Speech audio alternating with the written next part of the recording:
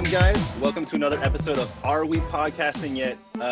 What's up? We're super excited to have a former colleague and friend of ours, Prakash, here to talk with us. He is a Malaysian comedic as well as a host and an entertainer extraordinaire, man. Thank you for joining us. No extra. I mean, thanks for having me. No extraordinary, but fun times. Yeah, we had fun times. Yeah, definitely, yeah, man. We did. We got to know Prakash on Asia's Got Talent. You were helping us out there with the audience, getting them going, making them laugh. Making them laugh so that way they would be in a good mood when Alan and I got on there. Yeah, and then the mood just went straight down. And then we were there to really ruin wish it. that Prakash came back out here. I think that was the first time I actually got to work with. I mean, I used to do a lot of production work like back in the day, and then I haven't done production work in a long time, and it was really good to be on that because I think so. We had an amazing director as well, you know. So Yeah. I think he knew what he wanted, so it was easy to execute whatever I need to do. But it was fun though because I was connected on the cans right direct to the team. All I do is like when you guys okay cut and then like all right like audience guy go. Audience guy. So JG sometimes JG sometimes he forgets my name and then but he's so nice, right? And then he comes down after the thing. Shout out to Jonathan Glazier. Jonathan Glazier, directors ever. We love you. And then he'll be like, Prakash, sorry, I didn't say your name earlier because I was just like trying to get the shots. Like, it's fine. What happened was somebody leaned over and went, his name's Prakash. It was like, right, yeah, got it. Right, okay. Sorry, Prakash. Sorry, Prakash. I forgot your name. Prakash, did you ever get a chance to see, just speaking of JG real quick, did you ever get a chance to see what he looks like when he's directing the show back in his back booth? I kind of saw, I saw like once, I think so, because I had to go up to meet someone up there and then I had to quickly come down. But the day that I saw him, I think so he was a bit like, he was a bit angry because one of the cameramen forgot to say and like get the shot. But he was so angry in a British way, right? He's like, guys, I am really crossed, okay? This is not the way how we do it. And I'm like, he's so nice even when he's angry. Sweet JG. Yeah. I remember him telling to both of you all like, because the Indonesian guy, I'm not the Filipino dancing crew was like all getting excited and crying, and then it's like, Justin and Ellen, get them off the stage. It's not the finals yet. Like they're not supposed to be crying. It's like, what do we? Okay. Cry your tears elsewhere, young children. Yeah. Our stage is a dry stage. Like, don't let them get so excited. It's not the end. You know, the show's still going on. It's interesting because the stuff that goes on, as you guys obviously know, the stuff that goes on backstage for shows like this is just insane. There's so many moving parts and people going crazy. And I brought up what JG looks like because one of our crew members showed us a video of what he would look like directing the show while we were presenting it on stage. And he's out of his seat and he's like conducting like an orchestra conductor. He's like, cameras on this side, cameras on this. And it's like, whoa, it's really cool to see. Super cool. He's there. So it's a pretty good experience. I mean, because I so recently in the last few months because of the pandemic, I actually managed to I had the opportunity to get some shows with Astro. I've been doing a lot of like Malay stand-up shows, Malay-based comedy shows. Cool, man. So one of the show is like it's like Mock the Week, but it's in Bahasa Malaysia. And the camera guys are like we're part of yeah. So like Are you working with Hootie? Hootie. You working with Hootie? Yeah, a few other guys, and they all take turns. So every time when I go to the studio, like I've seen, like I think so at least 7 of the cameramen that worked for AGT, they take turns to do the show as well. So it was really nice to. So we always catch up and talk about it. So we actually the last time, some of the Indian boys that we hung out with, you know, on the balcony. Yeah. They all were camera guys. Yeah. And it's like I remember them. So it was fun. So, but man. Other than that, nothing much. So yeah, Justin, I know you came back to Singapore. I did. I've escaped the US. Yes. So to I speak. do miss your traffic light updates though. So I know. I tried to start doing Justin at crosswalks in Singapore, and it's just not the same because the crosswalks take too long. And so it's just like forever. And so I have to try and time it to where when I think it's about to go. And yeah, I don't know. It's a different vibe. Yeah, I think it's very hard to do something like that. No harm to Singapore, but like I think people need more instructions, I guess. So, if it's not in a multiple choice question format, people don't get it. Kenala. Kenala. Prakash. So we were talking about this a little bit earlier. You were saying you had a lot of stuff lined up, right? This was going to be a big year for you. You're talking about the shows you had lined up, but also you probably had some live events and some like big audience type stuff lined up. But then So remember, I'm not sure if you guys. So I think so. Wait, AGT. The year that I met you guys was 2018. Am I right? Yes. Maybe. Possibly. Yeah. 2000. Yeah. 2 years ago. Yeah, it was 2 years. Yeah. Okay, so that year I finished. We finished AGT, and then I actually got invited to perform at the Melbourne International Comedy Festival. Oh wow! In April. Nice. So I did the festival. So the show was called Comedy Zone Asia. So they feature different Asian comics from different parts of Asia, part of the festival. So it was really fun. And then I went there. It was 23 shows. And then on top of that, because I had free time, so I got to do like other shows during the festival. So I did in total like almost like 55 shows or something like that. Oh my God. But how long were you in Melbourne for? I was there for 6 weeks. Yeah. I mean, the festival was 3.5 weeks. I kind of extended the trip a bit and hung out with my friends and stuff like that. But it was such a good experience because being in a festival and then you get to see different styles of comedy, not just purely stand-up. I mean, I got to see some weird shit, man. So music, like pantomime, There's a show called Puppetry of the Penis, So. Oh, that's Justin's jam. Yeah. So. What was that? How did they? Was there a penis puppet or? How much more explanation do you need, Justin? I think it's all there. I need more. It was actually like literally like penises with like different costumes and stuff like that. So they're doing like routines and like Wait, and actual penises with costumes? Yeah, actual penises. Oh, so there's like So there's like, men like behind like a black curtain with holes, and their penises are out in costume. Yeah, kind of. Yeah. It was weird because as you're walking through the city of Melbourne and then you see the trams, it's like, oh, puppetry of the penis. And I'm like, oh, what's this? And I'm like, okay. But I used to think Australia was like here, but I guess not. No. It's a little different out there. The comedy. It was my first comedy festival, so it was such a good experience. So I came back that year, and that's the year that I did my first 1 hour show, my headline show. And then last year, 2019, that was beautiful. Beautiful. So Beautiful was last year. Last year.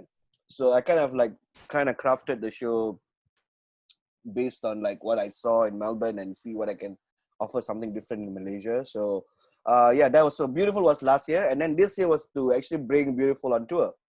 But Prakash, let me ask you a question, man. Tell me if I'm wrong here. I feel like there's some type of link, and maybe it's just proximity, between Malaysian comedy and Australian comedy. And because I feel like I know like some comedians who have done circuits and done work in both places before moving on from there. Like, didn't Ronnie Chang, he's Malaysian, but didn't he also do a ton of stand-up in Australia as well before? Yeah, so in Australia as well, though.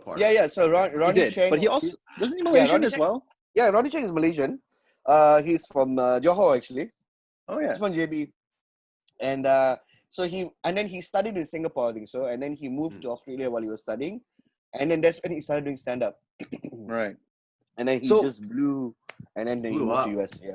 Yeah, he did. I mean, he did great. Crazy Rich Asians as well. Like he just done a lot of stuff. I mean, he's going to be in the new Marvel movie. Yeah, I know. It's crazy, man. Yeah. Is he gonna get like jacked for that? Is he gonna get ripped? I'm not sure because I mean like That'd be nuts. the movie has already been shot, so I haven't seen any trailer. Yeah. Okay. Yeah. Good for him. So okay, but here's my question, man. So this was your first time being on tour in in Australia, right? And I can only imagine that audiences react and respond just completely differently. Like, but maybe not. What is your experience with jumping from Malaysian audiences to being in Australia? I mean, of course, it was a culture shock for me, but Melbourne audiences are very, they kind of PC. Like the whole city of Melbourne is like they are woke, right? So that's the term I can use. But like, thankfully, my show was called Comedy Zone Asia.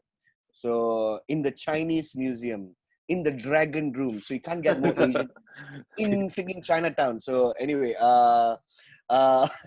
it was funny because like I had to tweak a lot of things to suit the audiences there, but it was nice to know that like Australian audiences want to listen to something different than, I would say, like white comedy. You know what I mean? Like like because like a lot of the Aussie comics, they're like very much they're so used to, like, they will tell a long story to get to one punchline. But Asian comedians, we are so used to like one joke, okay, punchline. Like we are so good at like, keeping the pace. So it's a huge culture shock for them. So they've not even experienced that kind of style of comedy, So I had to tweak a lot of things, but it was fun though. I really enjoyed it. But it also really helped me to write jokes that are more generic. I mean, like rather than just being like, oh, I'm Indian, I'm this, I'm Malaysian, blah blah blah, So I had to. So it kind of pushes you to look at things differently as well. So that really helped me a lot. So yeah. So your sets there were less racial, I guess. It was slightly, it was less racial. But of course, I did talk a lot about myself. Right. So I mean, like, the thing about Malaysia and Singapore, we do talk about like, oh, Malay people this, or Chinese people that, Indian people that. So I kind of had to like really tone that down because I was the host for the show, so I had to make sure that. I hosted the show. So for 23 shows, I mean, like by the first few days, you kind of already know the audience that come to the show and like what ticks them or what doesn't. So so by then I'm like, okay, I knew what to do because I need to make sure the show goes. As much as I want to do my best material, my main job is to make sure that the audience are all like prepped up for the comics, Yeah, so, for sure. Yeah, but I had really fun time going to other rooms to perform and do my stuff, and it was fun, man. It was really fun. Yeah. How did you decide to get into stand-up comedy? Actually, it was 8 years ago. 8 years ago. I mean, I 8 years ago, I started doing freelance. So I'm actually a freelance I started as a freelance photographer. I still do photography on the side. Okay. Yeah. That's my other thing that I do. Because my background is actually film and television. So I was in that for a while, and then I worked in a newspaper company for almost 6 years. And then I thought, like, okay, you know what? I'm going to try doing like photography for a while. And that's when I met Kavin. You all remember Kavin? Yes. The other audience. Yes. So Kavin, the other warmer up. Kavin and another comedian started an open mic room while the scene was growing in KL. So I used to go watch the shows in Zouk. So that was where they used to do the comedy shows, And in then KL, right? Yeah, in KL. Yeah. So I became friends with all these guys, and then they were like, "Hey, we're starting a new open mic room. Since you come and watch all our shows, why don't you come and give it a try?" And I'm like, "Nah, man, I'm not going to try. I mean, I love comedy, but I'm not going to like go on stage and try to make people laugh. Are you guys crazy or what? So they say like, just do it just try it once. If you don't want, that's fine. So I went there for the first time. It was 5 minutes, and I think so 3 of my jokes landed out of the 6 that I did. It was all small, short bits. Yeah, that's not bad. 3 out of 6 is not bad. Yeah, I know, and one of it got like a huge, like good, solid laughter, and I'm like, oh, this is pretty interesting, and I'm like, okay, you were done then. I think so. By the 5th show, I was like, I was really caught by the bug, and I'm like, okay, let's see where this goes, So, yeah, and I just started, kept on doing it, and And yeah, I'm here now. So that's great, man. I saw that you did a TED Talk as well. Yeah. What was that like? So what was that for? Were you mostly? I didn't get a chance to watch it yet, to be honest. But I did catch a. I didn't catch a bit. It seemed like you were like doing some jokes and some bits and stuff. What was the whole thing about? So the TED Talk, I think so. The title is, I think it was TEDx Youth. Yeah. AL. Yeah. So they told me like, so the topic was into the future. So it's a lot about like so we had like people talking about like sustainable energy, blah blah blah, and all that stuff. And I'm like, so they came, because one thing about TED Talks, they always have like the entertainment part of the show. Mm-hmm. They always have someone come and do a song, or someone plays the guitar, or someone does magic or whatever. And they always, so they don't get to be called the speaker. They're like entertainers for the talk. So I told them like, okay guys, why not let me do a TED Talk, but like let me do a funny one. Yeah. So and then that's what I did. So basically it was called Into the Future. Then I went there, I made fun of myself. I said like, hey guys, I don't know about you guys, you know, like this is the depiction of the future. This is the future I know. Then I showed like Back to the Future, all the cars, you know, and all the stuff. But then this is the future I live. So I showed a picture of my house. So, you know, so I made it a bit more funny, but I also kind of spoke about like what stand-up is and like what I do. So that was the whole, my first TED Talk experience, I guess. But that was the only one. I think so. I did only one or another one. But that was the biggest one I did. That was like 2,000 people, I think so, something like that, yeah. Yeah, Ted has yet to approach Alan or I to do any talking.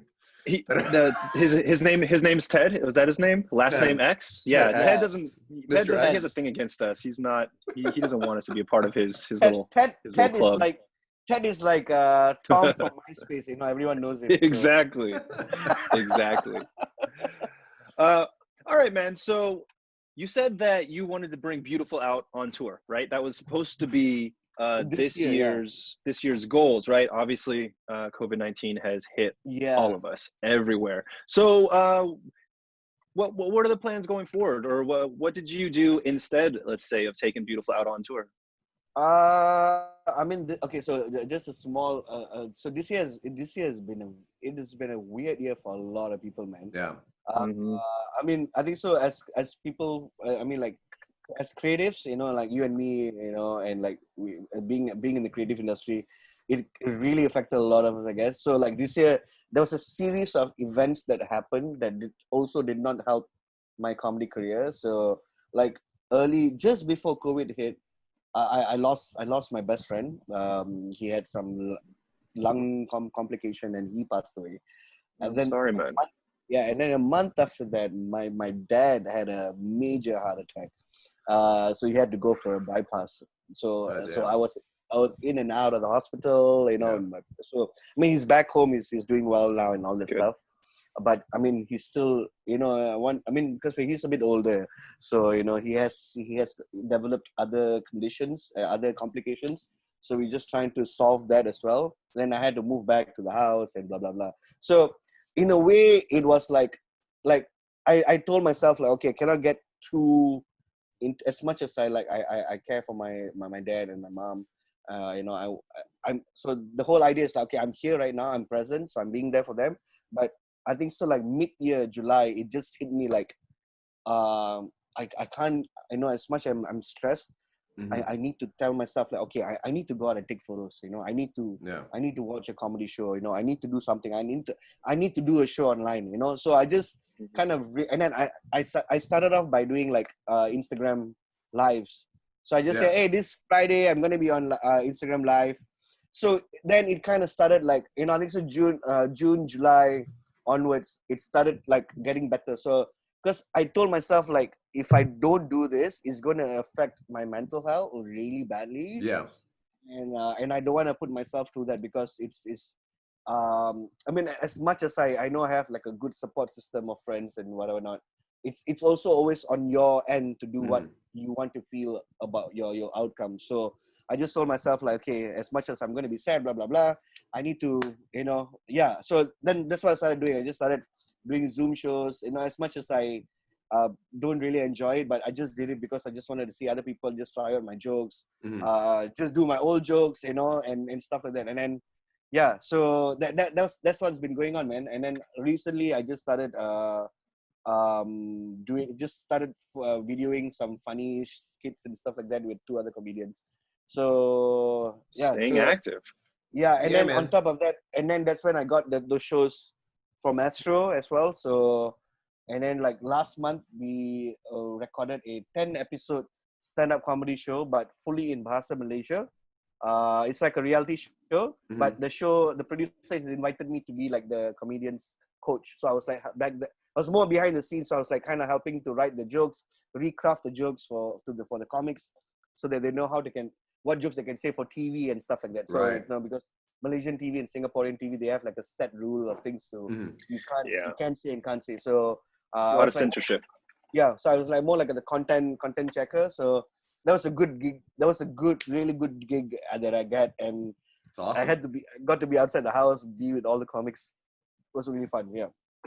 That's great, man. And hopefully, I mean, I'm not sure exactly how things are going on in Kuala Lumpur right now in Malaysia as a whole, but it looks like Singapore is on the right track to probably starting to open up a little bit more and able to maybe have like live shows again by the first or second quarter of next year. Yeah. So that'll be nice. I don't know how it is in KL at the moment. Things are okay-ish. So the thing is, like, we were doing really well, and then all of a sudden they had like an election in East Malaysia in Sabah, and then people went there, and then they came back, and it just blew up. Yeah, it just blew up. Like so we were having like, we were down to like 5 cases a day. Now it's just back to like 2,000, 1,000 cases. Nothing. So like, guys, oh my God, you're getting 1,000 to 2,000 cases a day, right? Yeah. Just to put this in like a little bit of perspective, it's a country of 35 million. I just looked at this. We're 3,500 people a day are dying in America. Not new cases, like dying now. It's crazy. Malaysia, you guys have done so well. I'm so proud of you. Yeah. I mean, I think so. No, Malaysia and Singapore, I think so. They've done like, they went pretty full on with the whole thing. But Asians take this type of stuff far more seriously than Western cultures. Like, they get the virus thing. Like, they understand the basic science behind it. And they know when the government's kind of like, hey guys, so this is going on. We're gonna need everybody kind of fall in line here and just do this for a little while. And most Asians are like, okay.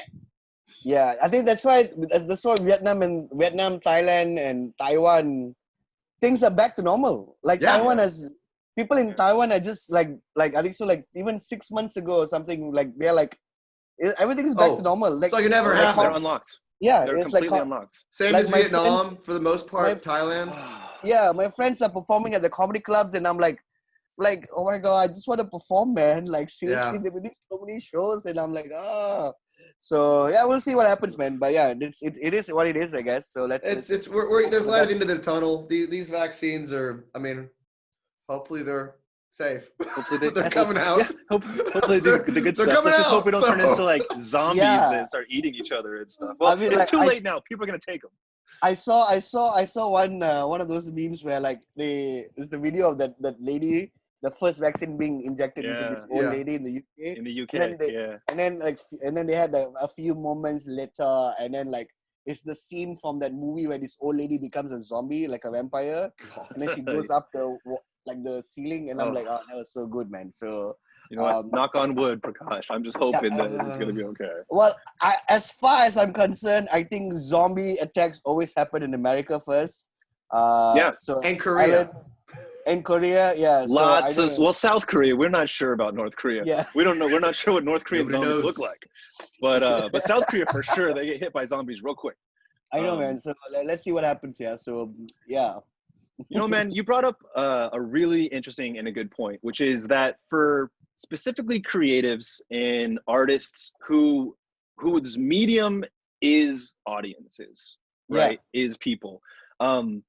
It's been a very interesting and difficult period, especially, you know, as a stand-up comedian, just taking the audience completely away from you and like not having a great outlet in another direction. For television hosting or a show like Asia's Got Talent, you know, we can't do shows with people or audience in them. And so just the fact that you were able to push through and stay active and productive, I feel like that is an example for a lot of creative people out there, just to figure out, you got to do something, because you're right. At some point, the mental health part starts to deteriorate, and you start just going around and around in your mind, and you don't have an outlet for anything. Yes. I mean, I think, I personally, I know a few people that during the whole, even until now, like, they've just gone AWOL, bro. Like, really? Like, yeah, they've deleted the Instagram, Facebook, blah, blah, blah. They just went like blank. Like, do you mean like comedians or like celebrities? Or no, this is like in my in your circle, comic circle. Yeah, comic circle. And I'm like, I mean, I sometimes that's the thing, because we don't know how it affects people, you know. So and also I think it's a very it's also because I think, especially for comedy, it's a very male dominated industry. And it's very hard for guys to talk about feelings and, like, you know, problems and stuff like that. It's something that I think that I did speak about in Beautiful a bit, which is, like, you know, talking about like you know, toxic masculinity and like stuff like that, because it's so hard for, I mean, like, you two guys are like best buds, you know. I'm sure you guys talk to each other a lot and stuff like that, but not a lot of us. We get a little emo sometimes. Yeah. We've been known to get emotional. Yeah, and I mean, and for me as well, I have a few bunch of friends who are like, I can rely on, you know, I can call them, you know, and like, you know, and I think so that's the other thing, because as men, we are always like so drawn to that whole idea of like, oh, you know, I'm going to keep my feelings to myself, blah, blah, blah. I'm going to get through this on my own, you know, and that's when it starts spiraling down, because if you don't have an outlet, because of like who you are, you know, that's going to be really, so I always encourage even like some of the younger comics, you know, I tell them like, you know, if you just need to vent or just talk, you know, just call, you know, because I mean, technology is, I mean, like, you're in freaking California and like you're in Singapore, and we're still able to talk to each other. So I guess but like I said, it's up to the individual end of the day. If you want to feel better, you have to do something about it. If not, it's going to be hard, you know, you're going to be stuck in a rut. You don't want that to happen. So yeah, I agree. More power to you, man. Anyone who's listening who's stuck in a rut, you gotta find your way out of it, or call Prakash a call. Slide into my DMs. Yeah, just slide right in there. It's such a weird thing to say, right? Slide into your DMs. It's sexual. It's a sexual thing to say. As a 38-year-old, and I'm like, I don't want no one sliding into my DMs, man. It's just weird. So, okay, Justin, you're gonna effing love this. I already do. You're gonna fucking love this, because Prakash is the perfect person for Justin and I to include into this debate that he and I every now and then find ourselves falling into. Okay. Oh yeah, we're gonna crack open the PC wheel and talk about it. Oh, crack open that PC can. Yeah. Oh, I knew you wanted. I love it. I knew you wanted this. Just fucking get that little can opener going, and I wanna taste the PC. Just put it on my tongue. Here's the perfect segue. Not even segue. Here's the perfect preface or intro into this topic. Okay. Prakash, have you watched Kevin Hart's newest stand-up special? Is this the one where he's in his living room? He has like a stage. Zero fucks given, right? Yes. Yeah. Exactly. Okay. And so, first of all, I thought it was phenomenal. Okay. Well, I don't know. Yeah. You enjoyed it, yeah? I really did. Yeah. I thought it was good. I thought it was really intelligent, and I thought that he addressed certain things. Okay. That he's been wanting to address for a long time, and also that I think is really important for comedians and actors and anyone in the public limelight or the public eye to talk about. And so for anyone who's listening who hasn't seen Kevin Hart's his stand-up special, I'll just pick one specific moment that I think is a really good example, right? He talks about how he hadn't had a cheeseburger for a really long time, right? And then he was in a In-N-Out parking lot. He was just demolishing this cheeseburger, and then some lady comes up with a phone. She's like, "I got you." And then he talks about how he would then had to apologize on Twitter to the vegan community because he'd just gone vegan. And then but his main point with that joke was that he doesn't like what the audience has done to him. And I thought that was so interesting. He doesn't like how he feels that the audience has changed him, and that he has then had to feel as though he's had to redirect his own innate humor or had to change it or just try to make it more palatable for people And I guess it points to exactly what we're talking about, is that people get upset a lot these days, and people can get in trouble for what they say publicly, even if it's for entertainment. There it is. I've taken the lid off the can. Yeah, no, and I think this is why there's such genius behind Dave Chappelle, because Dave Chappelle has managed to maintain this massive audience, but he's not holding back. He hasn't changed who he is, and he's just it's all him. Because I feel, okay, of course, when you look at in the entertainment sphere, I would say, because everyone from different industries, it can be an actor or a singer or a comedian or a poet or leave poets aside, okay? So hey, fuck the poets, am I right? Hey, a lot of people do, Justin. That's why they're poets. Jeez, those no talent ass clowns and their poets and their feelings and their. It's okay. They're still contributing to the society. Let's not talk about that. Continue. But what I mean is, poems. like when you reach to a certain level of like authority in the entertainment scene, you do have a sense of like a belonging and like a sense of like pride in what you do. So, and that's why when someone says something, people are like, okay, I'm gonna still stick by it what these guys are saying. But like, when someone is a bit more on the lower tier, try to be smart or like make sense, and then that's when the audience come to you. They're like, oh, who are you to say this? Like blah blah blah. And in true fact, maybe those people who are saying that were in the same position as the person who said it. And like, especially for a comedian, right? I think what a comedian says on stage are things that the public wants to say, but they don't have the balls to say it. For sure. Yeah, they don't, because people have like, so like people want, like, my Twitter audience and my Facebook and Instagram audience are just three separate different worlds. Really? Like, yeah. Wait, man, how so? like, explain that. Like so Malaysian Twitter, it's insane. If you post something that is funny but like a bit more rhetorical and like satire towards like our government, and then like you have all this like like trolls, they come up to you and then like they don't even, so they literally take what we say as the truth. They think that we are actually not that it's not satirical. You're not making a satirical joke about it. Yeah, and I'm like, oh my god, and that is when I think so I was listening to, I can't remember, was it who was it? Was it Jerry Seinfeld or one of the comics? They were talking about tweeting and like what happens when, as comedians, when you tweet, because a lot of comedians usually they tweet something because like, oh, okay, I have this idea, I'm just gonna put it out there so that next time in the future, if another comic does, hey, I've actually tweeted that, so that's actually my bit. It's kind of like, you kind of like reserve that, right? But like people take comedians so seriously on Twitter because, and that's the thing. It's come to a point where people don't know how to differentiate between a joke and a statement anymore. Well, people will believe anything on Twitter now. Like people can't even decide between like literal. It's also because I think you have certain people that generally just want to get angry at something. Like that's how they're feeling some kind of void. So they start lashing at anything. No, and that's the problem, I guess. I see, as a comedian, everything a comedian does or anything in the sphere of comedy, it has to be critical. If it's not critical, it's not going to be funny. You can't just go up there and make jokes about like vegans, but you don't know why vegans are funny. You know what I mean? Okay, like, so then, like you can't. Question, Prakash. Yeah. You have to offend. To have a conversation, you have to offend.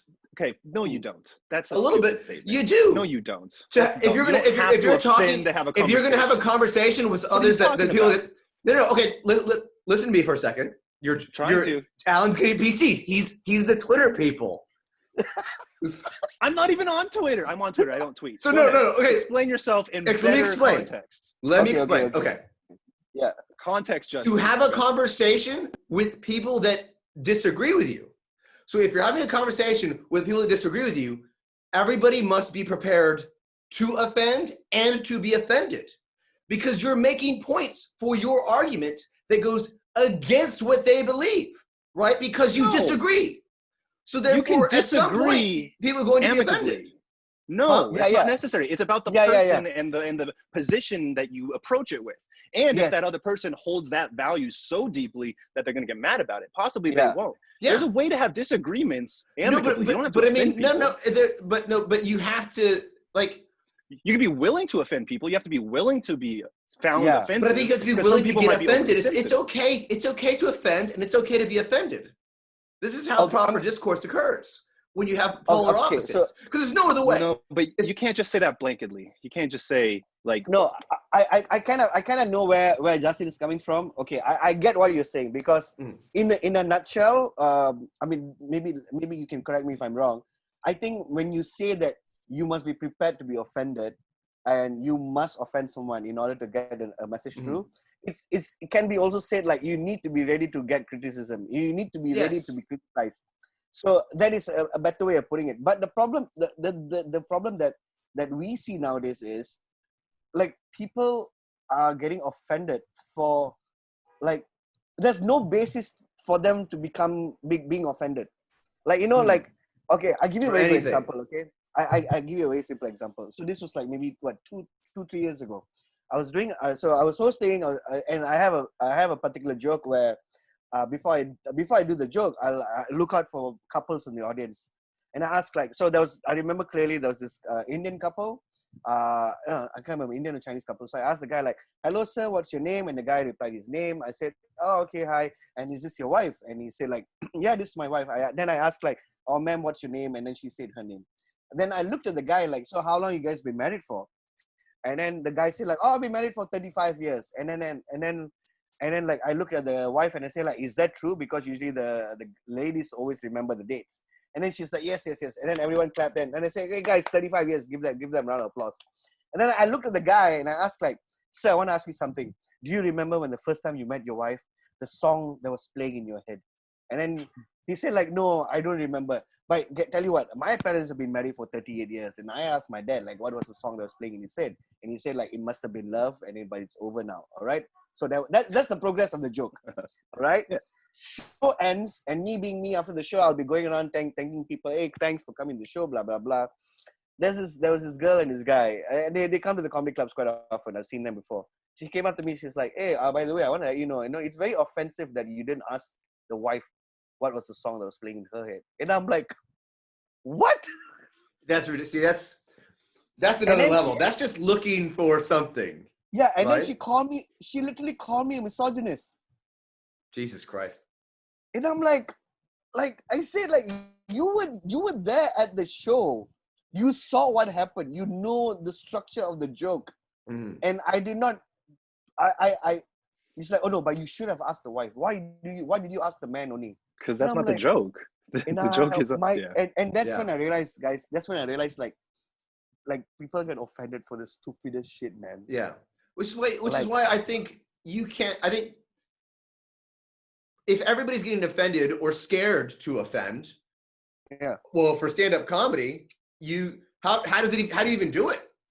No, that's the thing. You can't happen. So you just do it. You just gotta fucking do it. You just gotta squash it. You have to not worry about offending people. Because that's the thing. And I think that same thing goes when it's coming to just a lot of discourse as well. I think people need to freaking just saddle up, fucking, take your big boy pills, and everybody can just not worry about getting offended or offending each other. Okay, you're so wrong. No, why? Yeah, you just are. So here's the deal. I agree that the fear of offending an audience is death for a comedian. 100%, right? Yeah. And I have this kind of dualistic kind of feeling about the idea of cancel culture. On the one hand, I don't like that a lot of the most amazing comedians have not been able to continue their career successfully because of something that they may have said that a community is offended by. Yeah. So that maybe that was said decades ago. Yeah, that's right. When the political culture was of a different time and maybe there wasn't as much awareness about certain things. That can be really messed up. But at the same time, that term cancel culture is also being used by an entire different group of people who are saying, "You can't take me off the air just because I raped a woman." That's cancel culture, right? So we also have to make sure that we know where that's going. But my thing is that you don't have to offend people. Yeah. My question is, where's the line, right? Because from what Justin is saying, the idea that I'm getting from him. I think you're taking the word offend in a different context than I am. Not too many ways to take it. Go ahead. Ways to take it. Okay. Justin, I want to know, because I am in the same boat with Alan here. Because like I do agree with what Alan says, because like for me, as much as I want to push the bound, because I do talk a lot about, like, because as a brown person in this country, like I know what happens to my people. Right. Like and I sometimes I really push in the audience, and sometimes they will laugh, and then the laugh just turns like, ooh, you know, because you see, they know what's happening. They want to laugh about it. They know it's funny, but then it's bad. When it hits the spot, and then they're like, oh shit, you can't talk about that. And I'm like, but what I do is, whatever I talk on stage, I'm very responsible with what I say on stage. And I back it up with facts. If I'm saying something about like, oh, this Indian boy got convicted because blah blah blah blah blah, it was because it was in the papers or something. And I say like, why don't you see any other races being mentioned if this boy is if he commits a crime? Why is it if it just is an Indian boy, his name, his age, where is he from, is all revealed? Yeah. And I'm like, so I kind of go that angle.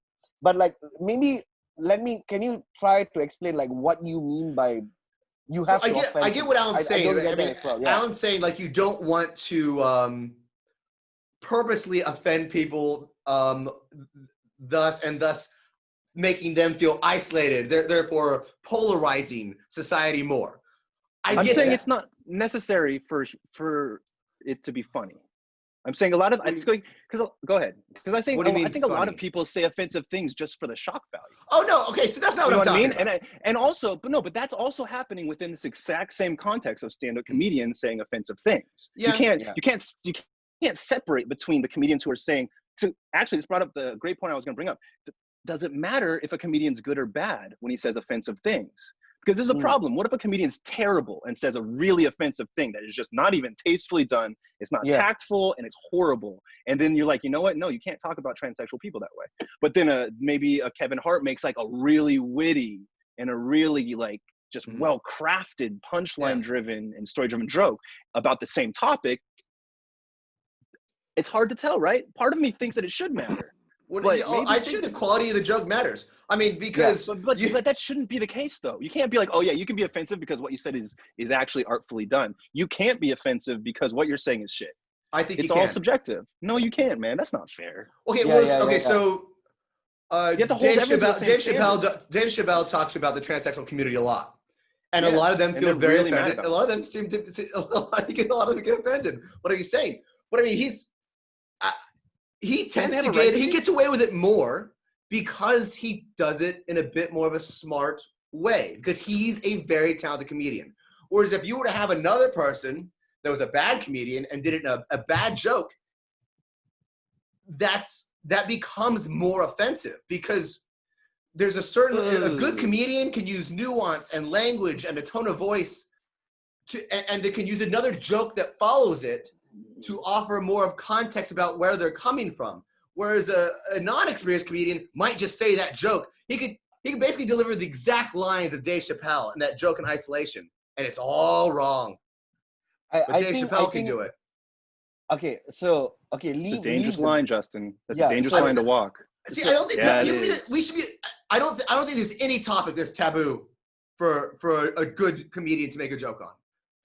Can it go wrong? Yes, it can go wrong. Obviously, it can go wrong.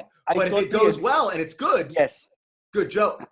So it comes to this. For me, like I said, Alan, you asked me, where do you draw the line? All right. Yeah, there has to be a line, right? But Justin's saying there's no line, and Justin's wrong about that. That's your opinion, Alan. See, I know it. No, it's just fact. Yeah. No. For me, okay. I come from a place of, yes, you can actually joke about like whatever you want to joke about, but firstly, you need to have the sense of responsibility. That means I like that a lot. Yeah, you know what I mean. Like you need to know. That means what I'm trying to say is in this current culture, in this current climate of like all this like top like PC culture, cancel culture, whatever not, you need to know that if the joke that you made, all right, is good and you have repercussions after that, you need to be responsible of what you're going to do. If the joke died and was bad, you need to be responsible and know how to do. So you see, if you know for a fact that, because when someone fucks up things, you know you're fucked up, all right, and you can't back it up, right? And that's when a lot of comedians get into trouble because they don't admit their mistakes, all right? They never admit their mistakes because they go up there like, oh, I just said that because I want to say it, like, but like you didn't know why you said it. Like there must be a reason, because like, I mean, a very good yardstick I would say is Anthony Jeselnik. Have you watched his stuff? Oh, he's yeah. amazing. I actually think he's right? very offensive. I think he's amazing too. Yeah. Like, so there but, you go. But like, he doesn't worry about any line. He just tells king good of one-liners jokes. too. Yeah. No, and the but the setups, thing, the principles of his jokes are just so well done. Yeah, but the thing is, like, I think so. I was listening to him on one of the podcasts, and he mentioned this very clearly. It's like, I am solely because like he made a joke like the week after the Boston bombing on a talk show. I remember him talking about this. Yeah. And I'm like, but you know what? As a comedian, that is such a good joke. Yeah. Right? Yeah, but and that's the thing. Okay. So I'm okay, go ahead. Okay, so I am drawing parallels from a comedian to a photographer right now, okay? Because this is the other thing that we talk about in the photography world, which is like taking photos of like, okay, the famous photo of this African kid, and then there's a vulture standing at the back that won the Pulitzer. I'm not sure. So it's a very famous photographed by this South African photojournalist. I can't remember his name, but if you go online, you can just search like. There's a very famous photo where it's a kid on the desert floor, and then there was a vulture just hanging out at the back, ready to like eat it. So he took the photo, he shot the photo. He had the opportunity to go and help the kid, but he didn't, because in his head it's like, oh my God, I need to get the photo as a photographer. So you see, the career comes first. So a comedian, when he does the joke, is like, I want to make people laugh first. They don't understand what's going to happen later.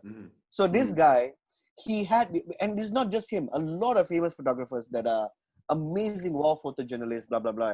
They are there. They have seen all these things. Maybe some of them had the opportunity to save someone, but their ethics have gone to a point where like, no, this is just my work. And then, so this guy who won the Pulitzer Prize, he actually committed suicide after winning. Yeah, because, but it's even more impactful. I mean, like, because and that's the thing, because if it doesn't get you now, it's going to come back to you sometime later. Yeah. And that's the thing. Let's say I come back to the topic of responsibility, because you really have to know, like, where is your direction going to be? Because you can joke about anything. You can go out and can be smart and and deliver your points. But like, if you don't take ownership to what you're going to do, and that's where the trouble is. Yeah. That's when and that's when, like Alan, that's when new groups of people will start coming, like, hey, so there's going to be another subculture of cancel culture. There's going to be, for sure. It's going to be, I see what you mean. added, and it comes to a point where like, oh my God, and there's nothing to joke anymore, and then those comedians who are like really successful, they're going to struggle. They're like, hey, what's happening, man? Like, it used to be like this, blah, blah, blah. Because like in America right now, I don't know if you heard, a lot of big comedians, they don't want to perform in the universities anymore, because back in the day they would do the uni gigs. Now, because even universities actually have a special body that only selects like comedians that fit their ideals. Ideals, Which maybe is this not comedian, good. This is dangerous. This is a dangerous thing. Which is dangerous. Yeah, I get that. So it's also because I think a lot of comedians have also done a lot of damage to themselves, because they don't take ownership to what they've done, and I totally agree where Alan is coming from, because it comes to a point where even as the world progresses, we have to update our knowledge on things, you know. And if you don't, then you're going to be stuck in a circle. You know, the good way is to actually like know what's happening in the current climate, and then you go for it, you know, rather than like still having the old ideals and you want to joke about it and it's not funny, then you might get in trouble, I would say. You have to be aware and knowledgeable. Yes. I think in order to make those jokes. Yes. And I think the comedians that are successful in doing this are the ones that are highly intelligent, and they probably like ask other people, hey, what do we think of this? So they're probably really being careful, you know? Like the other day I was watching Bill Burr's monologue on SNL. Oh yeah, I watched it. It was actually very good. It's so good, but if you notice, the audience were afraid to laugh. There were parts though that it was pretty intense and offensive, but I thought like, was pretty hilarious. It was so good. I think it's written so well, and the way he talked to white women was it's so great. But of course, if you're a white woman, you'd probably be offended by it. A little you know, that's the thing. And that's okay, because he's a comedian. That's my point. See, and I have a completely different point. So I think I just need to start off. I just want to make sure I point out that this is not an easy topic for me. Like I'm not in one camp firmly on either side, right? I am playing a bit more of a devil's advocate just because it's fun, especially with Justin, because I know that we tend to lean differently. So but we're probably closer in the middle on this than we like to admit. But I love this analogy you made about this photographer who took the picture of the child with the vulture and had the opportunity to possibly save him. And so you mentioned this idea of like having a joke and needing to be responsible for that joke. I think that's such a cool idea. And I think it's actually really important. And part of, like you said, where a lot of comedians have gone wrong, where they said a joke and then some people took it offensively. I feel like that's the moment that I'm having problems with, is that moment when a comedian finds out that what they've said has been offensive. To me, that moment of reaction is so important, or that moment of realization is so important. And I think a lot of comedians, as Justin may think is totally justified, would be like, fuck you. I'm sorry if this is funny. It's a good joke. I don't care if you're offended by it. So I think the fuck you attitude's not right. So that's not what I'm saying. I disagree. I think for them to say anything that's funny goes. You're saying anything that's funny goes. Yeah, okay. That's what you said, basically. And funny, I can't get on board with that. I can't get on board with that. Why is the joke more important than other people's feelings? No, okay. Like, comedians sometimes I feel like comedians get so precious about their material, but the material's just meant to be consumed. Like right. And so, but if right, it's, and so whatever funny, that audience reacts, however that audience reacts is the proper response. It doesn't matter whether you agree with it or whether you feel it. It was meant for an audience's response. So for a comedian to say something and then find out that's offensive and then tell them that they don't have no right to be offended by it, is it totally inappropriate? Okay, I see. That's not what I said. You're not listening.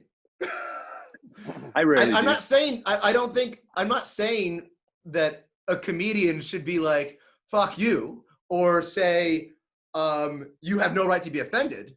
I'm saying it's okay to offend and it's okay to be offended. Not all the time. You shouldn't necessarily be doing it on purpose just for show. So there needs to be a line. You said there's no line. There has to be a line, Justin. I think if it's a good joke, I think you can make a good joke about anything. Why is a good joke more important? But if it's a good joke, it's not going to offend the masses. That's not true, Justin. No. I don't agree with that. Maybe Prakash. So here's the thing. So here's a good point. If it's going to offend the masses, then you fucked up and it's a bad joke. Now, if it's really offensive to maybe a few people, but it's just an offensive subject matter, but most people are like, that was offensive, but that was a really good joke, and they're still going to laugh at it, that's a good joke. This is something I've realized doing shows in the last 8 years. It's always like the minority, like a small group of people who get fucking offended. And when you dig deeper, like especially this girl that, remember I told you about the whole calling me misogynist? So I got to know, then she said like, but like speaking from my experience, I said like, look, I maybe you had a bad experience with someone else, but that does not reflect who I am. So it's like, so there's a lot of like, I don't know, because, okay, so one of the jokes that I did, that was published online. So it's basically, I have a joke that goes like, what if Jesus was Indian? All right. Okay. I like it already. I'm loving it. Wait, are we sure he wasn't? No, well, he technically he was brown, so yeah, I'm pretty. He's closer to the Indian than white. So yeah. So anyway, they used that clip, and then it went pretty viral. All right, and guess what, guys? I had 3 police reports against me. You 3 what? 3 police reports? Yeah. They filed a police report because of your joke? Yeah, they say like because like I insulted their god, blah blah blah. And Wait, what's the joke? It's so the joke is I say like as you can see I have a beard, and a lot of my friends say I look like Jesus, like an Indian Jesus, and I'm like, oh, that's pretty cool, and I say like what happens if Indian Jesus was born in Malaysia? So Indian Jesus would be born in a very typical Indian place. So I kind of name the places that is a lot of Indian people. Then I say like Indian Jesus would be the only one trying to change water into toddy, which is like a traditional Indian drink. So Indian Jesus would be the only one who fed 5,000 people with 5 chicken tikka masala and 2 cheese naan. All right. Right, and then I go on and say like he had a big party, with Indian Jesus and 12 of his gangster friends, Raju, Ravi, Ramu, Indian Jesus, Jay Sudas. Indian Jesus. That's funny. Yeah, Jay Sudas, which is Indian Judas, and I can imagine them one big table, 48 banana leaves together, and like, it's chicken biryani, mutton biryani, fish biryani. Indian Jesus is just white rice and tairu because he's vegetarian, and then he takes the bread, he takes the papadum, he breaks it, he'll eat this, remembers my body, and he takes the water and he says like, hey, let's get drunk. And if this thing happened, the painting would not be called the Last Supper, it would be called the Last Sapade. Sapade means is the Tamil word for to eat. Mm-hmm. So the punchline is the Last Supper. It's a Bahasa punchline? No, it's a Tamil punchline. Tamil. Because everyone knows this means is to eat. Supper means to eat in Malaysia. So what happened was the organizers, of course, they spliced that into like a 1-minute bit. So when it goes online, you don't like have the context is just gone. And then when it got reshared on the phones, it got even spliced up even more. So people got different bits and pieces. Oh, God. So it went crazy. And then people were like, dude, I was getting like hate messages on my Instagram, on my Facebook, blah, blah, blah, blah, blah. And like, I did not respond at all because you know why? This is the only reason why. It's because all these people who went on my Facebook and Instagram and all that, these are the people who will never come to my shows. They would not pay 50 ringgit to watch a show. Yeah. And see, that's the other thing. Because all these people who get offended, they don't come to comedy shows.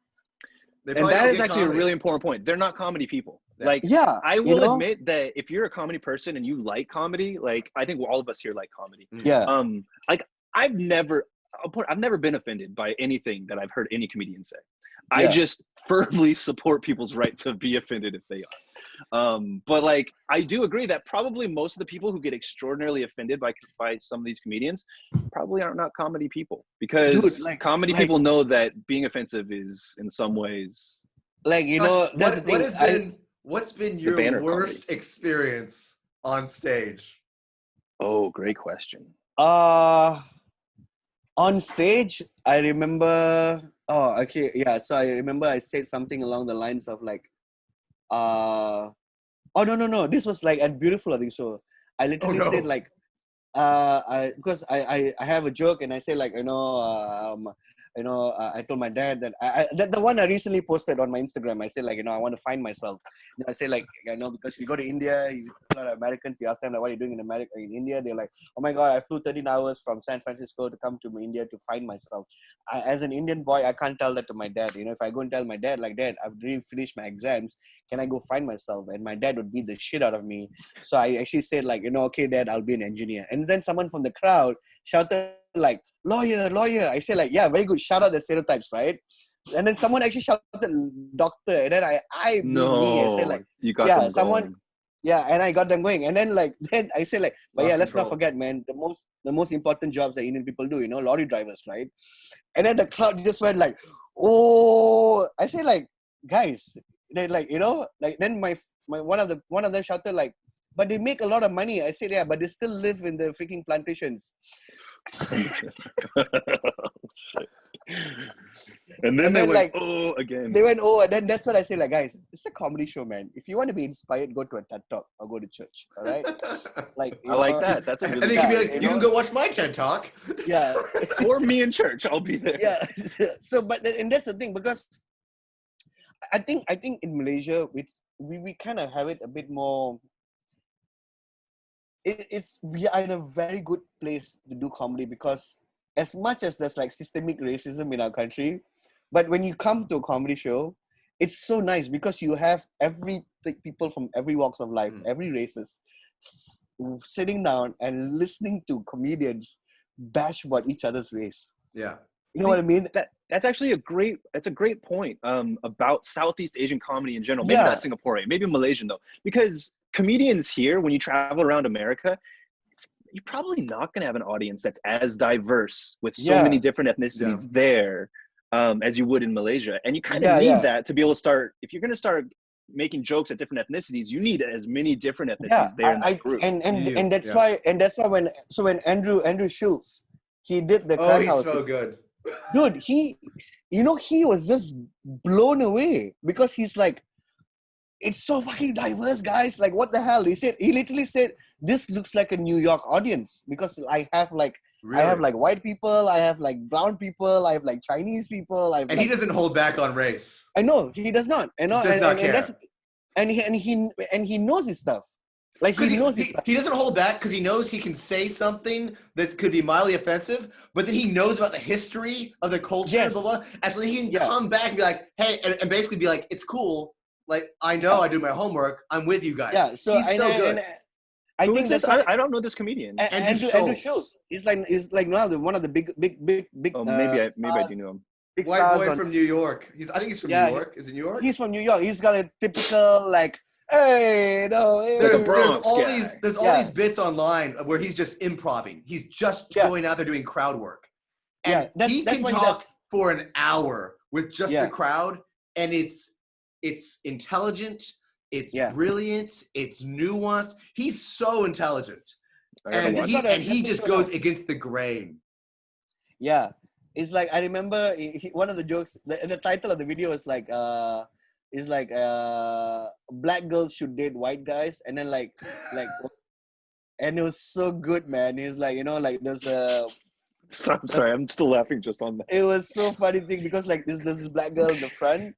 And then this guy actually walks into the show with the bag of KFC or McDonald's. He brought his own chicken to the show, right? Oh my god! And Andrew was like, it's like my man, like that is the blackest thing I've ever seen. You come to my show, you bring your own chicken and you bring your own drink. Like you can't get more black than and that. You're late.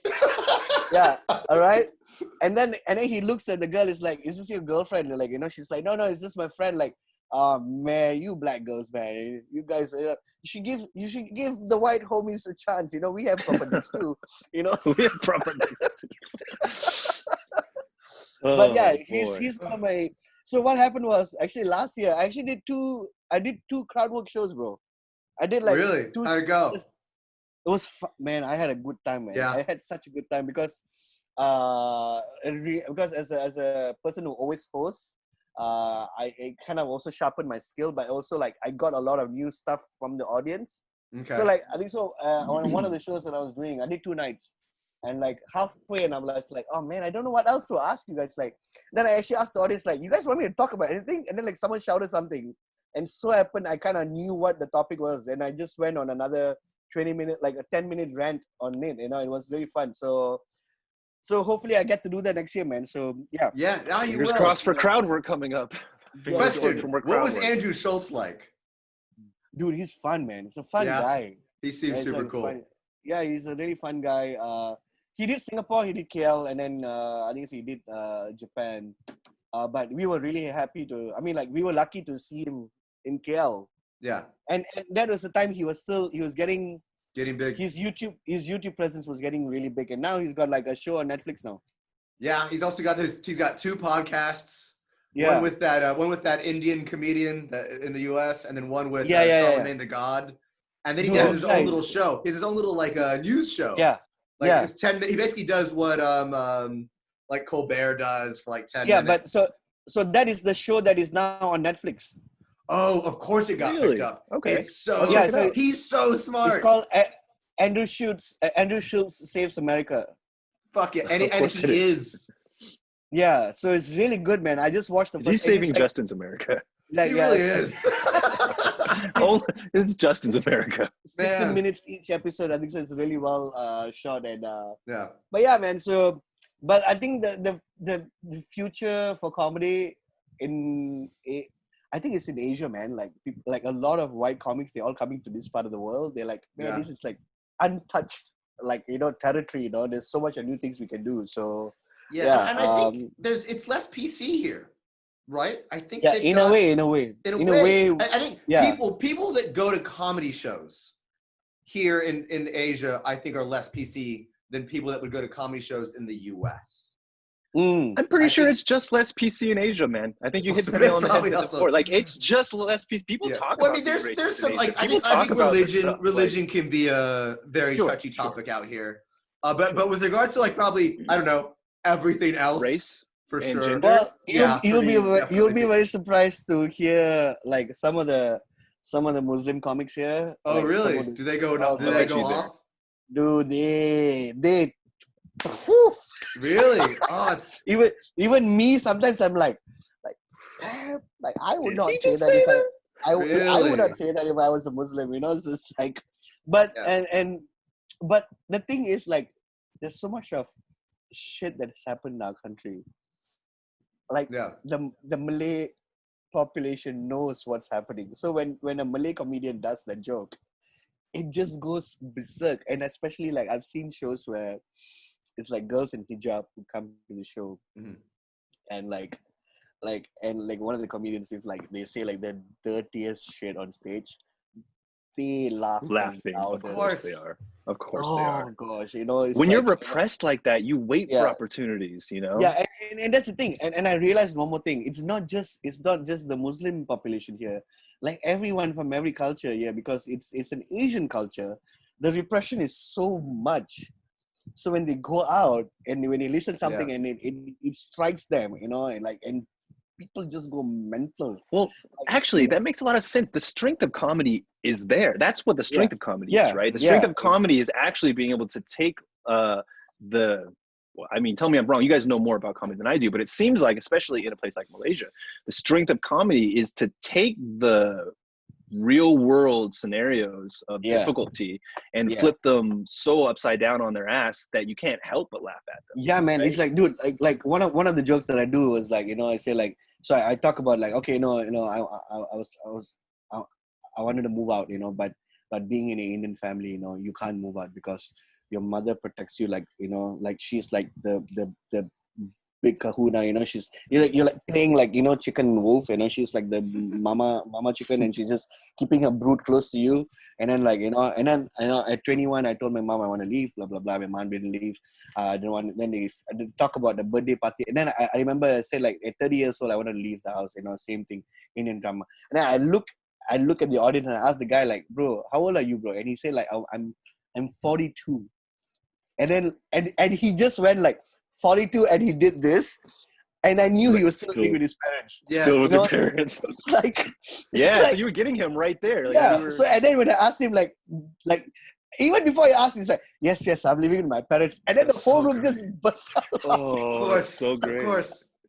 So it's like, I think that's the other added advantage we have here, because like, it's a very new art form, you know. I would say it's only been growing in the last 10 years, it's kind of picked up, you know. Some of the, I think so 3 of the comics now have their Netflix special, and also like with the advent of like Amazon Prime, there's a lot of South Indian comedians have like specials. So like the Indian population here kind of know what is stand-up comedy is as well, you know. And also now in Malaysia, we have the Malay stand-up scene is growing as well. So everyone has something going on. So I think so everyone kind of knows like, hey, this is what stand-up is, you know. It's just one person going on stage, holding a mic and telling jokes, you know. And they kind of get it, because like a lot of times people call me like for corporates like, hey bro, can you do your funny talk? Come do your ha-ha words. Yeah, how much would you charge? Like some of the comedians get this. How much would you charge for your inspirational speech? Not bringing that. Yeah, and I'm like, oh gosh, yeah. But yeah, man, it's been, hopefully things will be better next year, and like, you know. I think so, man, and I think it'll be interesting. It'll be interesting because, as you mentioned, like the scene out here is growing so fast. The Singapore stand-up scene has exploded since I first got here. So I used to do stand-up comedy, and then actually when I moved to Singapore from Bangkok, it was hard for me to get into here. It was hard to get into any decent shows, and then life kind of started. I got busy with other work, and I just kind of stopped doing it. I'd like to get back into it out here when it opens up, but the scene in Bangkok is really good now. So that means you know Brian Elwood. Brian Elwood. I think he was based in Bangkok a few years back. Or maybe I know Chris Wagoda. Oh yeah, Chris Wagoda. Okay. Chris. I actually did a couple shows in KL at one point. What's his name? The white guy that's based out here that travels all over Southeast Asia. Jonathan Atherton. Jonathan Anderton. That guy is obscenely good. Yeah, but he's no longer in KL. He's left. He's back in Australia now. I did a show. I don't know if I was opening for him or if I was in the middle, but I know he was like headlining. And I went up and I was like, that wasn't bad. I did okay. And then he went up. I was like, oh no, that's how you're supposed to do that. That was way better. Yeah, I mean, Jonathan he's a legend on his own, I guess, in many different ways. But it'll be interesting to see what post kind of as things kind of normalize again, and I think they will to certain levels. Once we're not worried about the pandemic again, because eventually, whether it be because of the vaccine or because people start getting their shit together, this pandemic won't be our main issue, right? So my plan is next year to go and do shows without addressing the fucking virus.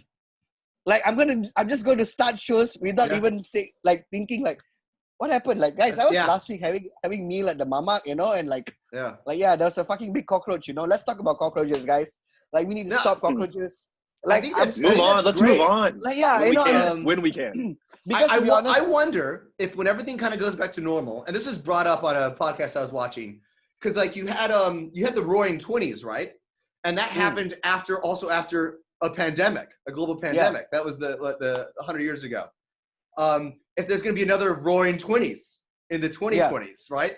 Because of this, if it has anything to do with coming off the back end of a pandemic, and will you have this kind of surge of people just going out, having fun, because you're going to have people now that don't have to go to the office. Everybody's started their own businesses. They started working from home. People can want to go out to comedy clubs. What will this do to the PC culture? They have money. Will you have a pushback? They may not have money, Justin. So this is what I think people are learning how to make money online.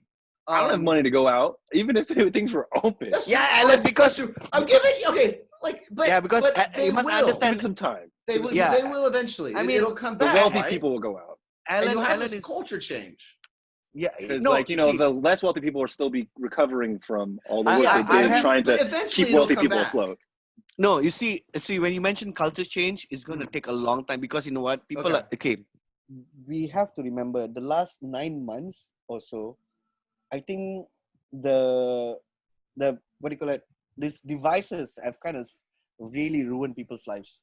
I mean, as much as it's good, but like not having contact with the outside world and meeting people in real life might have actually messed up people's brains even more because people are just so connected to this one-dimensional informational source.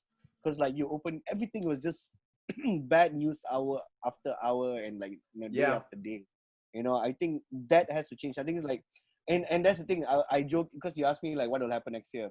I jokingly said like next year if I go out, I will make sure that I will start my sets like nothing happened. I just want to like not even because this whole year everyone was doing shows on Zoom and blah blah blah. And, like there's so many COVID jokes already. You know, maybe next year, maybe when I start something like maybe I'll like just say a one-line thing and then just move on. And I jokingly told all my comedian friends, it's like next year I think so I'm going to cancel myself. So it's like put out a tweet like, hey guys, I'm going to cancel myself because it was too late at night, I started touching myself, and I didn't give permission to myself. So I'd like to apologize to myself. I'm going to cancel myself. Hey guys, oh my God. Can you imagine me doing that? And people be like, Prakash got really messed up during the pandemic. I can't imagine you doing that. Yeah, actually I see it perfectly in my mind now. Yeah, man. I mean, it's been a lot of touching, guys. So yeah.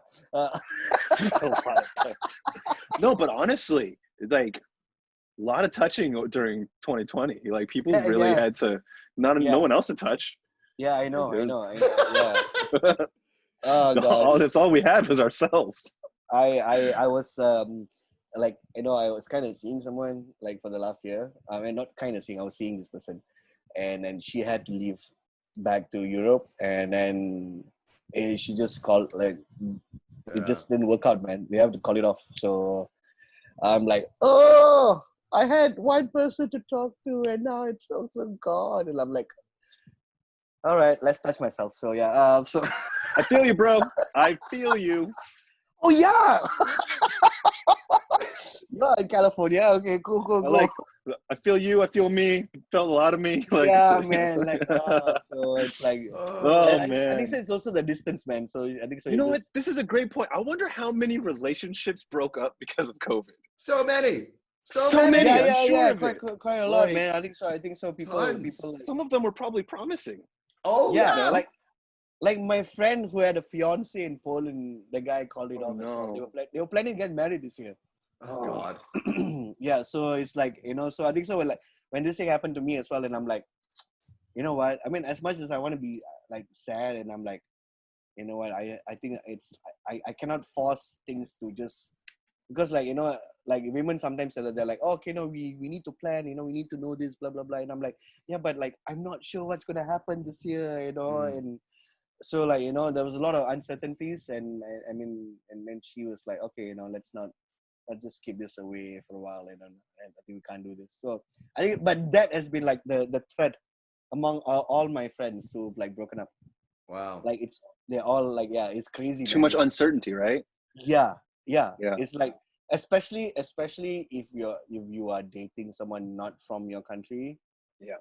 And it's even worse because you're really not sure if the person can come back to Malaysia, or I can go there, and like, what is the visa situation? Like, how long can I be out of this? And it was so much uncertainties even until next year, I'm sure. Oh, for not sure. even like even like year. I would like through next year, and you might have there might be a probability you would not even see this person. So that's even like, so much of like, and it's bad because you don't want, and with me, with my dad, and like all the stuff, and I'm like, man, this is a lot of things to process at the same time. So I think so it happened for a reason. So I mean, let's see. I mean, never know. So, but yeah, I think it's crazy, man. So yeah, we're really hoping for this Roaring 20s return that Justin's talking about. I like to be optimistic. We need this. We need the Roaring 20s. Roaring 20s, man. 2021. Here we go. Roaring 20. It is the 20s again. Dang. You know what? I didn't put that together till now. Oh, you didn't put that together? No, I thought you were just saying, oh, let's have another Roaring 20s. Yeah, but like, be happening because it's during the 20s. The 20s again. Yeah. Oh gosh. Hey, Alan, what time is it for you there? Yeah. It is 8:27 p.m. Oh, 8:27. Yeah, not too late. Yeah, we're good. But Thursday or Friday? Thursday evening. Yeah, you guys are a whole day ahead of me. Yeah, that is another concept that I'll never wrap my head around. So yeah, it's just the Earth being round. No, stop it. Yes. Prakash, I got one more question for you, man. This is a super. What are you doing with your hands, Justin? No, you said like a spherical kind of thing. Yeah. Everyone, do it real quick. Prakash, do it. Okay. I just wanted to know, successful comedian. I want to know, who are your favorite comedians? Just give me like maybe 5. Man. I mean, maybe that's not even fair. Tell me what is fair. How about that? Answer that question in a fair way. I'm just curious. Like, I want to know. Oh man, I'm okay. So I on the top of my head, of course, Eddie Murphy is one of my favorites, all-time favorites. Definitely. Eddie Murphy. Who else? I kind of like Colin for his smart. I mean, the way how he explains stuff is so different. What's the guy who did the British guy who did that series? Ricky Gervais. Yeah, Ricky Gervais. I love him. He's excellent. He's so good. So these are like from the older guys. Yeah. I mean, No Robin Williams in there? No Robin Williams in the older guys? Robin Williams. No, he doesn't have to be there. He doesn't have to. No. Robin Williams is not in my list, but of course is in like one of the people that I look up to, because I always found Robin Williams as an amazing actor, not as a stand-up. Because by the way, have you guys watched the Comedy Store documentary on Showtime? No. There's a six-part documentary on the Comedy Store in LA. That sounds really cool. Good. You guys have to get on it. Then you'll know what I'm talking about. Like, have you been to the Comedy Store, Justin? I have. It's awesome. It's awesome. I want to watch that. Okay. Anyway, so the three of them. So the newer guys, I really love. Okay, I've been. I love Mark Norman. You know Mark Norman? Mark Norman. I'm familiar. I've only seen some of his good. I haven't seen a whole set. He actually put his whole show for free on YouTube recently. Okay. I'm going to watch it. So Mark Norman, Kyle Kinane. I don't know if you know who Kyle Kinane is. I don't know. Kyle Kinane. Do you know Paradise PD, the TV show on Netflix? I've heard of it. I haven't seen it. He plays the dog in the show. Okay. Didn't expect that. No, but like I've seen him live. So Mark Norman, Kyle Kinane, Sean Patton, another New York-based comedian, is my favorite. Yeah. I love Hassan Minhaj. Yeah, I think Hassan Minhaj is like the new wave of brown comedian. Actually, kind of give hope to a lot of brown comedians around the world that, you know, after Russell Peters, he kind of like opened a new wave of things for us. New generation, right? Yeah.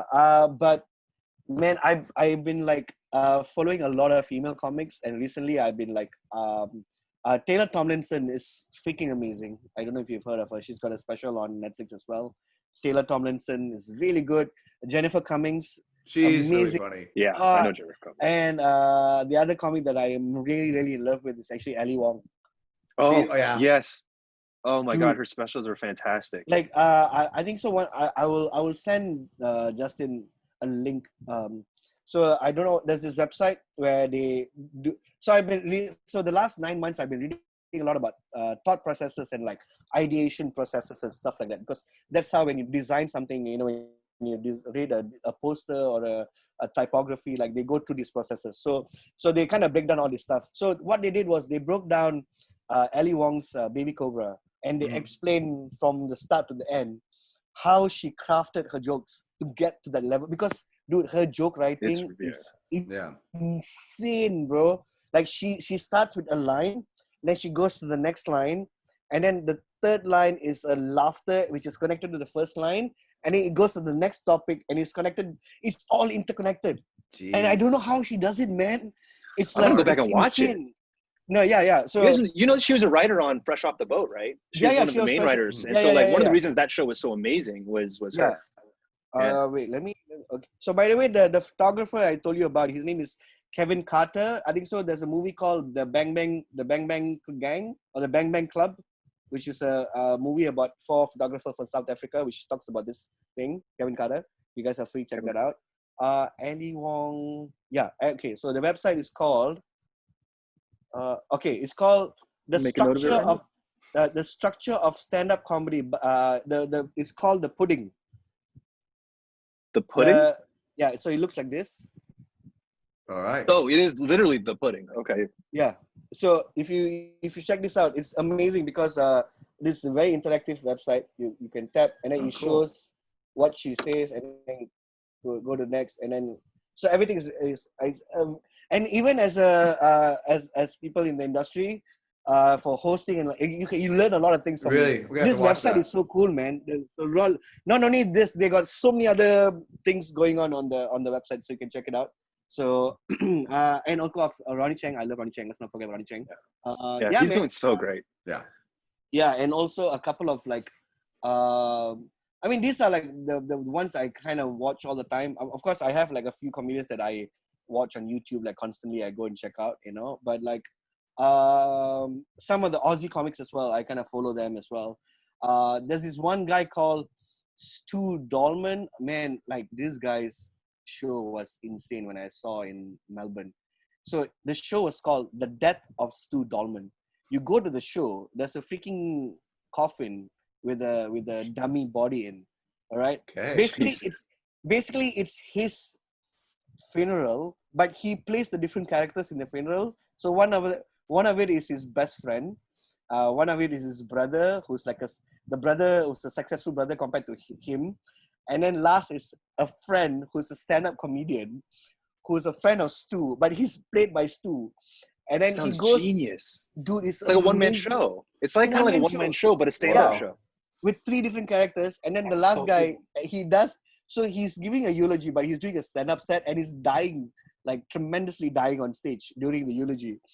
And he even had someone light him up, like, like a normal stand-up show where it's your time to light up, they light you up at the back. Yeah. He actually got someone to light him up after the show, and he said, like, okay, guys, I gotta go. My name has been something. Stu. Pretending not to be him? Not to be him. And then he puts the mic, he goes away. He's outside the theater, flying for a fake show as the comedian. Oh my God. I love it. I love it. It's so good. It's so great. We need more stuff like that. Yeah, that's the thing. So that's why that's why when I did Beautiful, it was I made sure that it was different and no one has done that in KL. So the show Beautiful was, so it featured my friend Santosh, who's a Indian Carnatic singer. So he started the show with like some Indian ragas and all that, because when you watch a Tamil movie, they always have that one character who's like the guy he's like the town crier, he goes out and announces. So every Tamil movie in the olden days, they actually have one character that goes out and disseminates the news. So I got Santosh, my friend, to start the show. So he came out with he's a sound engineer as well, and he came out with an amazing opening track for my show with like, and like he had this audience interaction. So he invited me on stage, and he was there on stage with me while I was doing the show. So like every time I had something like going on, he had like the tablas, he had like the old Indian harmonium music playing at the back. And then on top of that, I had my photography work. I was talking about my photography. I was showing photos. And then because the show is also about my previous relationship, so it had the elements of music. And then I had like gifs of like what happened between me and this girl back in the day. And like, it was like it was very interactive, man. So people came and they were like, yeah, I mean, I was quite happy. And I mean, my ex came to the show as well. So nice. Oh. Yeah. So the whole idea of the show is also like not just to do a show, but it was like more. It was also like kind of a tribute to what I had with this person, right? And that was the whole show. The whole show was about like, I ended the show by saying like, it doesn't mean that something has ended means it was not beautiful, and we look forward to things, blah blah blah, but then so there was a twist at the end. So yeah, but that's why, man, I really wanted to bring the show to Singapore as well. So you will. Yeah. So what was that line you said? Just because something ends, it's not beautiful. Is that kind of... Yeah. So what I said was, because I end the show with showing a picture of a sunset and a sunrise. I say like, as a photographer, we always love taking pictures of sunrises and sunsets. It doesn't matter anywhere around the world, not just photographers. As a human being, we are always attracted to sunrises and sunset. And a sunrise and a sunset usually lasts only for 5 minutes.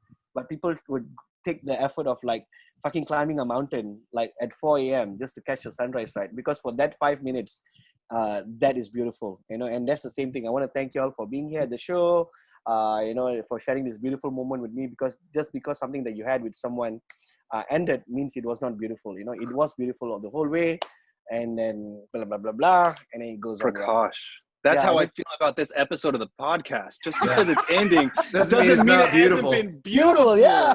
Sharing this with you, with the right people that matter to me in a time of crisis. Like, yeah, man. Words. Alan, are we podcasting yet? I don't know. Are we? Hey guys, thank you so much for watching. Justin and I literally sustain ourselves on likes and subscribe clicks. We're not going to make it through pandemic if you don't like or subscribe. We need those tasty likes and subscribes.